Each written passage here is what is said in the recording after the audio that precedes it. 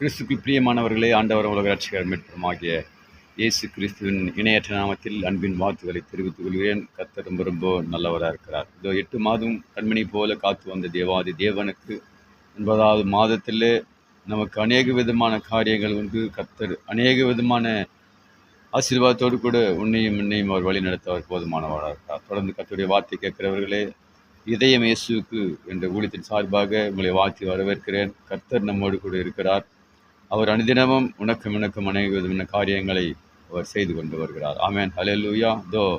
1 யோவான் 2:17 சொல்கிறது, உலகமும் அதன் இச்சைகளும் ஒன்று போகும், கர்த்தருடைய வார்த்தையின்படி செய்கிறவனே என்றென்றைக்கும் நிலைத்திருப்பான். என்ற வேதத்தின் பிரகாரம் ஆண்டவராக இயேசு கிறிஸ்து அவருடைய வார்த்தையின் பிரகாரம் நாம் எல்லா வாழ்க்கையில் எல்லா விதமான காரியத்திலும் நாம் ஈடுபடுவோமானால் கர்த்தர் உனக்கும் எனக்கும் அவர் நம்மோடு கூட இருப்பார் என்பதற்கு சந்தேகம் இல்லை. God bless you. கர்த்தர் உங்களை ஆசீர்வதிப்பாராக. ஆமென், ஆமென், ஆமென்.